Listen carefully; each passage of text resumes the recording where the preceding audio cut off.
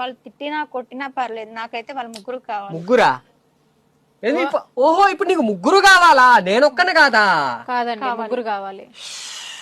సరే అండి, మీరు పెద్ద మనుషులు అన్నారు కదా, మరి మీరు చెప్పండి. ముగ్గురు కావాలంట, మరి ఏదో నన్ను అన్నారు కదా, మరి మీరు చెప్పండి. అమ్మాయి చెప్పిన దానికి నువ్వేం ఆలోచిస్తున్నావు అది చెప్పు. ఏమన్నా అంటానికి ఉంటదా అండి?